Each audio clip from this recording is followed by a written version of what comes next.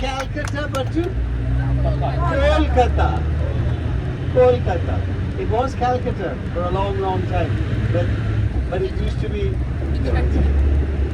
And yes, the Ganga flows through Calcutta, through Kolkata. But when the Ganga comes here to the city, it's called the Hooghly. It becomes the Hooghly here. So when they refer to the Hooghly, they are referring to the Ganga, which is again the same river. But when it comes here, so you know what is happening now? Where is this river coming from? Who wants to take a guess? Where does this holy river come from? Tibet. Where in the Himalayas? It's no, not Nepal. It's coming from the Himalayas is fairly long. The Himalayas is in Ladakh.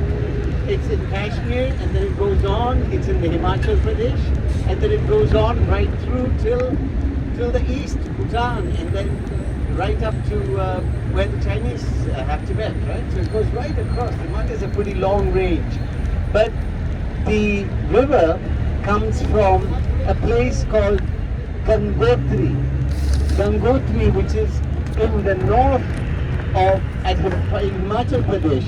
You have to go right up to the north of to a state called Uttarakhand, and when you go beyond that, which is the northern part of Uttar Pradesh, and then it goes on to a mountain called Gangotri, and Gangotri is the source of the Ganga. That's why it's called Gangotri.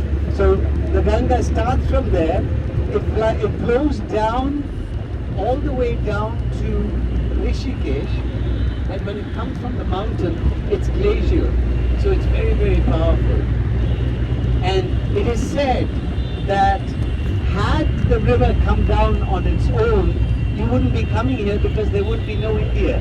It would have been, the whole land would have been, it's so powerful, the whole land would have been washed away and submerged in the oceans. So there was no way the powerful Ganga could come down to earth from Gangotri. So when it came down from the heavens to the earth, Lord Shiva caught the waters of the Ganga in his locks, in his dreadlocks, and he slowly let it down into the earth. And that is why the Ganga was able to come down on the locks of Lord Shiva. So as the Ganga came down, it's still very powerful in Rishikesh, and then from Rishikesh it comes to Haridwar, the town that's below Rishikesh. And you've heard of Rishikesh. Rishikesh is famous because it's the place where all the ashrams are, where all the retreats are, where the ashrams, where people go to meditate and where practice yoga. It's all in Rishikesh. So there are many ashrams which are very beautiful. So it's also the place where the Beatles came here many years ago, in the 60s. They came here to interact with Maharishi Mahesh Yogi and understand peace and tranquility. And it is through the Beatles' visit to Rishikesh and their stay here that they learned transcendental meditation. And it is here that George Harrison learned to play the sitar, and which is why the Beatles' numbers are some of their numbers are so beautiful related to the sitar. So in Rishikesh, where the Beatles stayed, there is another ashram which is popularly known as the Beatles ashram. It's still there, and that's where the Beatles spent their time. So Rishikesh is this wonderful, quiet place where something else happens that's important.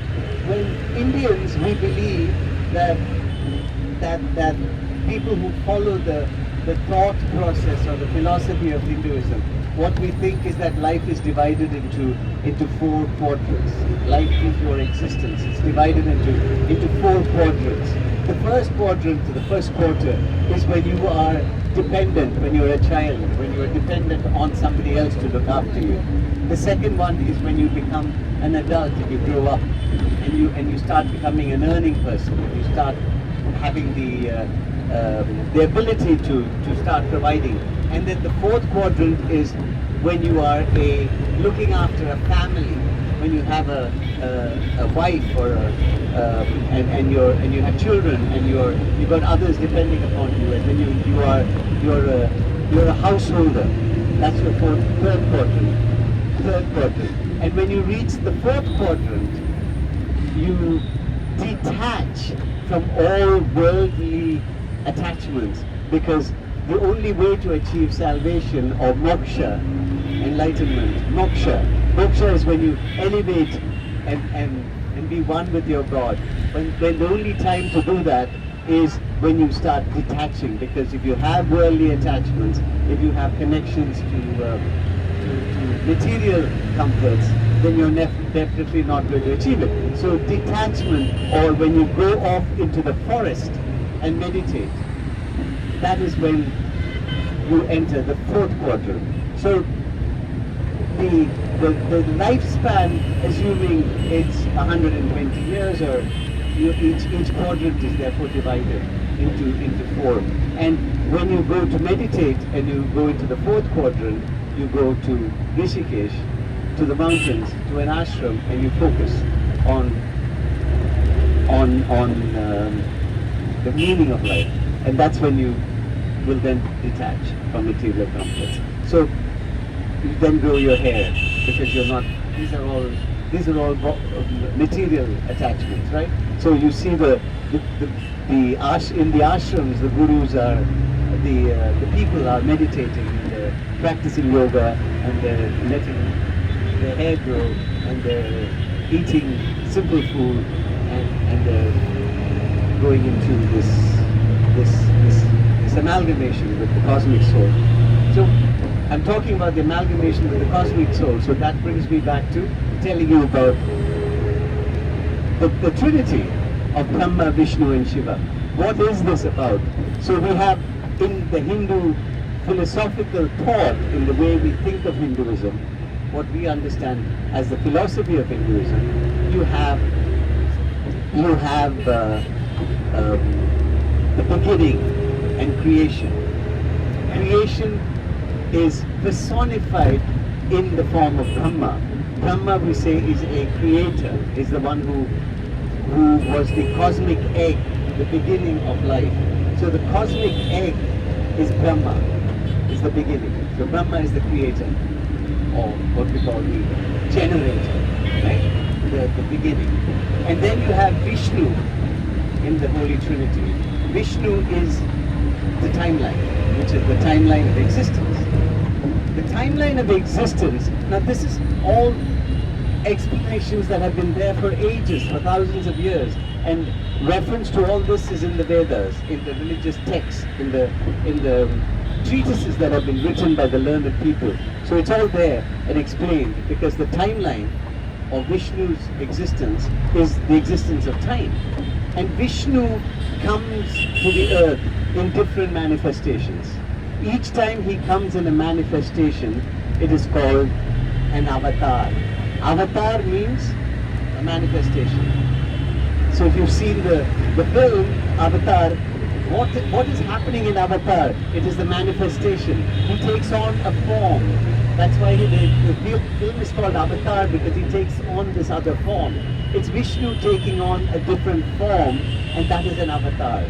So the first avatar of Vishnu is called the Matsya avatar. Matsya means fish. So the first incarnation of Vishnu is the fish avatar. When he comes on this timeline as a fish. The fish is a creature that lives in water, right? That's the first avatar. The second avatar is the Ama avatar, or the tortoise. And as a tortoise, Vishnu exists both on land and in the water. So he's an amphibian, right? He comes into land. That's the second avatar. The third avatar is the Ama avatar, or the, not Ama, Ama is the second avatar. The third avatar is the, when he becomes the, I should get that one. Sorry? No, there's only 10. There are only 10 avatars. So the third avatar is when he gets onto the land, and he's the wild boar. That's called the the Varaha avatar. As the Varaha avatar, he's the boar living on the land and able to go into the ground. So then he is in the third avatar. Then the fourth avatar is when he becomes in the form of an animal. When he comes in the form of a half animal, half man. That's called the Narasimha avatar. And as the Narasimha avatar, he's in the form of a lion, half man. So he's turning into a human form. Then comes the next avatar when he comes as the Vamana avatar, or the dwarf incarnation. A very short, very small, stunted man.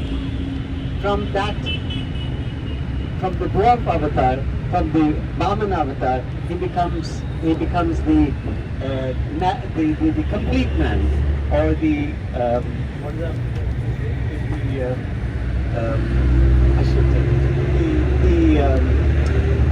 the Parashurama avatar, which is the complete man, or the full man.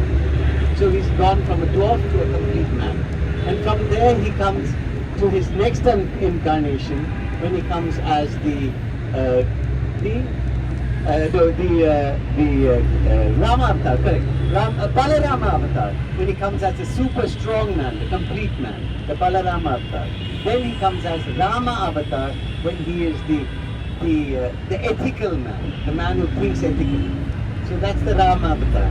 And then he moves into the ninth incarnation, when he comes as a Krishna avatar, where he is Lord Krishna, and there he is the philosophical man. So when Vishnu has already come in his 9 avatars, and we are awaiting his coming in the 10th avatar, when he will come as Kalki. He'll come on a white horse, and when he comes on a white horse, the timeline would be over and existence will finish. So in those 10 reincarnations, Vishnu's entire time has taken us through the entire timeline of existence. So this is actually the theory of evolution, which Darwin has told you about and told us all about. But Darwin gave that in the 1700s. But it's copied. It's obviously taken the avatars from here, because this has been there for the last 2,500 years. So it's there in the treatises, in the Vedas. It's all detailed in the Vedas. So this is Vishnu in the existence of time. And when Vishnu finally, as I said, comes as on a white horse, as Kalki, it will be the end of time. In other religions as well, you will hear about this, and you'll know about this, because it's all mentioned. But then Shiva is the third of the Trinity. Shiva is the destroyer, but destroyer means not that of killing, but destroyer as in creation is only possible from destruction.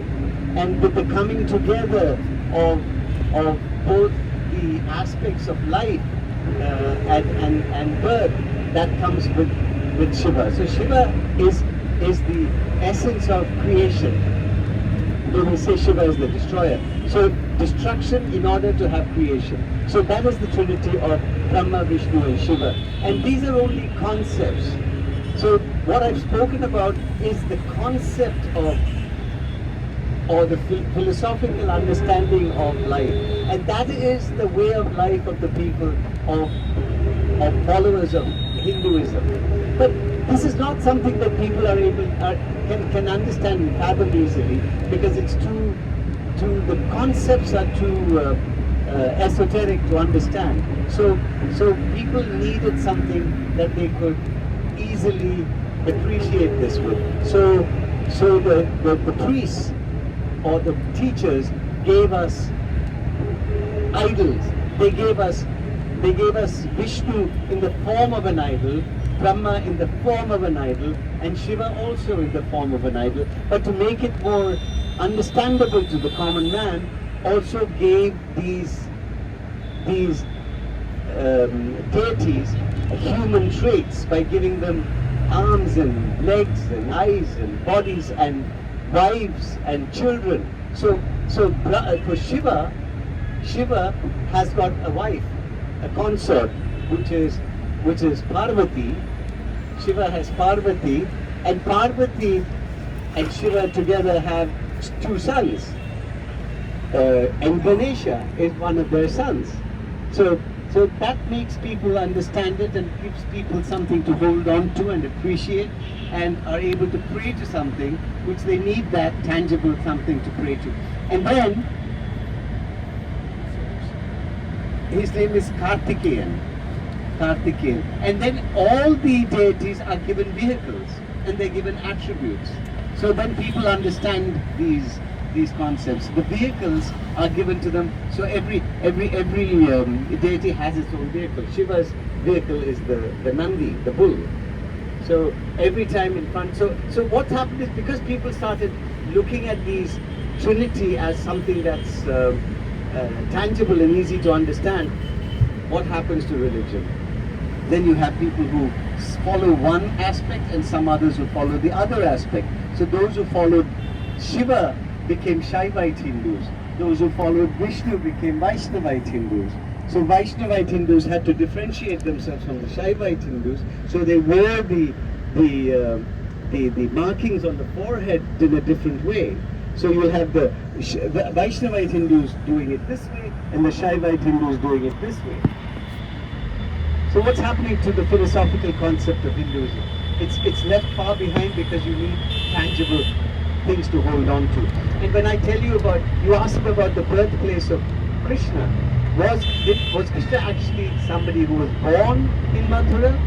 Possibly, we don't know. But in the stories of the epics that are written, it's there. The story is written there. And who has given us these stories? Yeah, we're going through Calcutta. You must have a look through the windows and see the Big Ben. This is the Big Ben, and if you look in daylight when we come back, you'll see beside the Big Ben you have the Eiffel Tower as well. They've got replicas of all this as part of the color and interesting things in Calcutta. Of course, it's a very important, extremely important deity of Calcutta. The most important deity of Calcutta is Kali. Kali, which is they worship Kali here. So the idea it's Durga, but so Shiva's wife, I said, is Parvati, right? Parvati has three forms. Parvati has the beatific serene form, which is called Parvati. But then Parvati has the warrior form, which is called Durga, the warrior goddess. And then when she's got the demonic aspects and tantric aspects, she's called Kali. And Calcutta is famous for its Kali temple, which is located here. And Calcutta is the land where Durga is worshipped. So they have a festival here called the Durga Puja every year, which is the prayer to Durga, when the whole city comes to a standstill, doing nothing but praying to Durga. So Durga is a very important deity here. And Calcutta's Kali temple is extremely important because the tantric deity, which is another aspect of Hinduism, tantric deity of Kali is very, very predominant here. So when I talked about Krishna's birth, just a quick story on Krishna. When Krishna was born, there was at the time there was it was said there was a wicked king who was ruling the land, and this wicked king was told that a child is going to be born in this kingdom who's going to come and destroy you.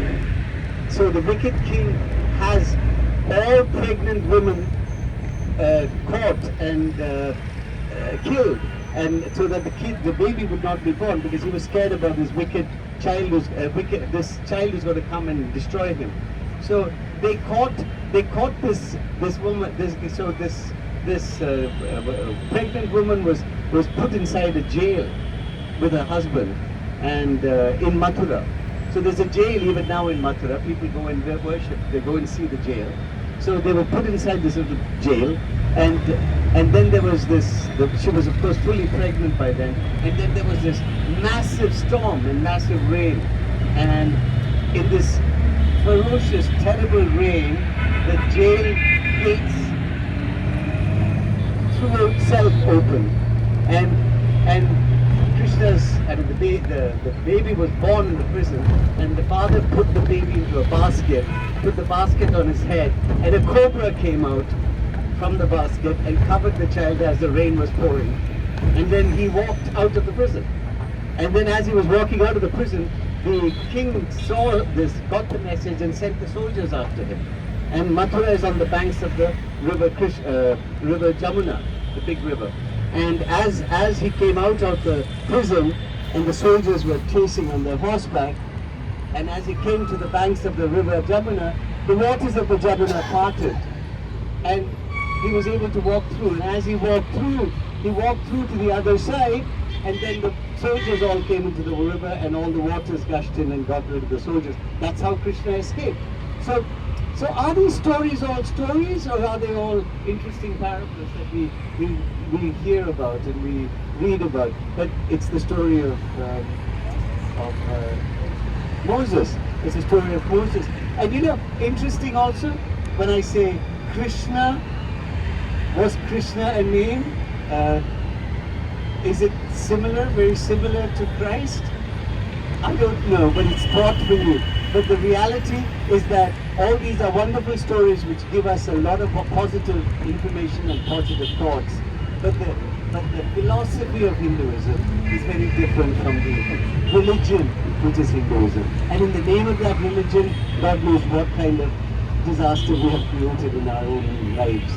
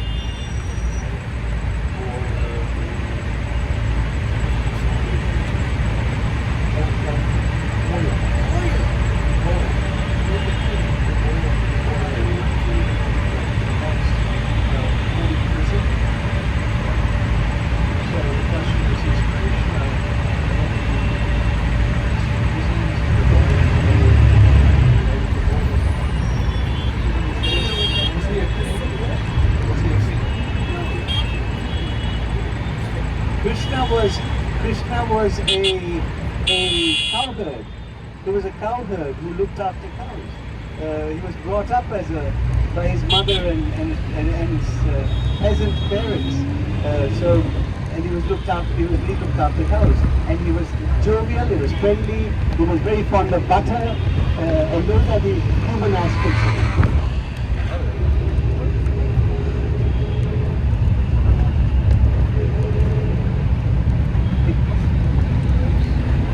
The ninth avatar. So of course he was the ninth avatar of Vishnu. In all those avatars, you know, when Buddhism was becoming very powerful in India, because Buddha was, remember I told you, was born in the 6th century, and Buddhism established itself in India in the 2nd century AD. When Buddhism was becoming very powerful, the Hindu priests realized that people were following these teachings of Buddha, so it was getting very worrisome. So how do you hold people back? So they made Buddha the 9th incarnation of Vishnu. So Buddha, in many places you hear, is the 9th incarnation of Vishnu. So Buddhism becomes part of Hinduism. So that way they were able to hold people together. So this is, and then all they had to do was knock off Balarama, who was the super strong man, and then they just moved from the same holding the same 9, because you needed to have the 10th. 10th was the end at the time. So yeah, but you see, when you go to temples, you'll see the avatars of Vishnu. So this is something that came only in the north of India, because Buddhism is taking stronghold here. Possibly one of the reasons why Buddhism never established itself as a major religion in India and went eastwards, because Buddha's teachings was taken to Sri Lanka and to Thailand and then on to China.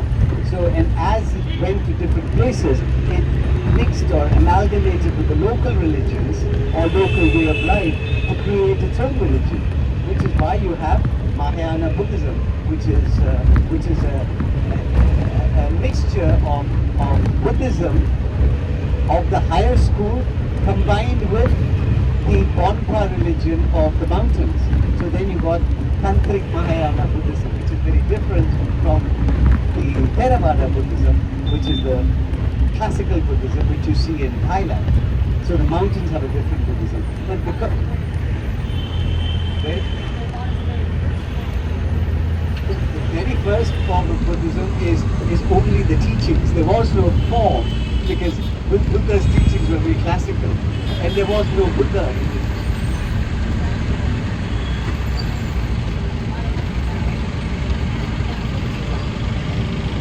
Right.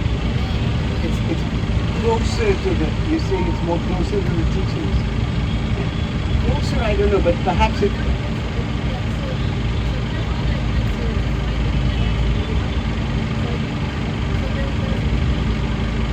The big schools of debates, yeah.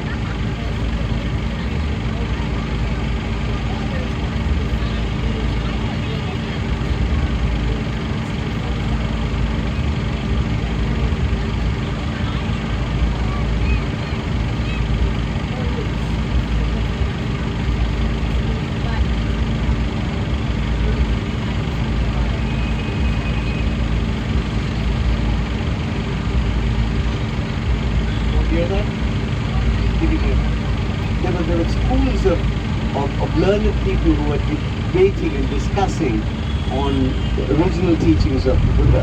Because Buddha originally was only talking about the fact that there is suffering, there is a causation for suffering, there is a cessation of suffering, and the way to cessate suffering is to follow the Eightfold Path of Righteousness, which is very, very simple and very logical and analysis of life. But people had to think and complicate it. Okay, so we're going through what you see a lot of color here. That's because all these lights is because of New Year's. It's really because of New Year's, but this is the same kind of colorful decoration you'll have during the Durga Puja time, which comes in October and around the island. Our festivals are all not defined on a specific date because it's connected to the moon. So it's when the full moon comes, that's when the festival happens. So there are different times for dates. But Durga Puja is around October, and of course now it's New Year's celebration. So we are going now to our hotel, which is a very, very nice hotel. It's specially nice for a couple of reasons. One is it's one of the oldest, probably the oldest hotel, not the oldest, but one of the oldest hotels of the city. It's an old building. Of course, it's today a luxury 5-star deluxe hotel. It is possibly in my opinion, is the best hotel in the city. It's the most luxurious hotel in the city. It's James' favorite, the Oberoi. Okay. Right. I told you didn't do it. So you haven't been here. Yeah. So we're giving you the opportunity to stay in some of the nicest and finest hotels in the country. So the hotel, besides that, it's also located in the heart of everything. It's in South Mumbai. It's in South Calcutta. It's where the life of the city is. So if you just step out of the hotel, you walk out, you see the market, you see the streets, you see New Market, which is nearby. You can see everything. And you've got 3 nights here, including tonight. So it's your chance to unwind. But I'm not going to let let you unwind completely. We've got to get going early tomorrow, so get to bed early today and have your full night's rest so that we can start early. Because the best time to experience the city is to start early. And reason why we start early is because the city comes to life early morning. And like all important places in the city, the best place to see life coming out is in the river. So we'll go to the river and we'll start our tour at the river. And we'll show you some fascinating sights. And you can see everything now, of course. What time are we what time is early? I'll just give you the exact time. We'll leave after breakfast and we'll time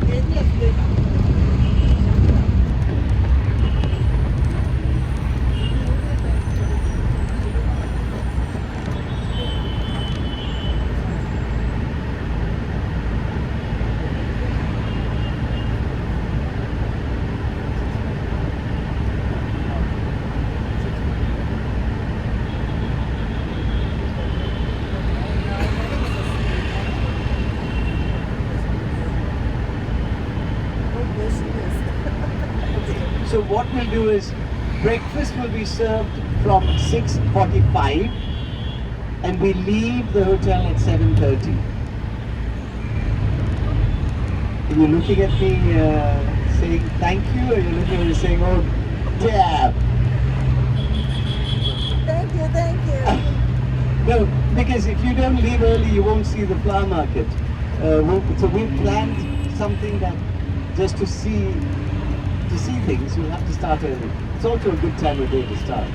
So 6:45 we have breakfast and 7:30 we leave.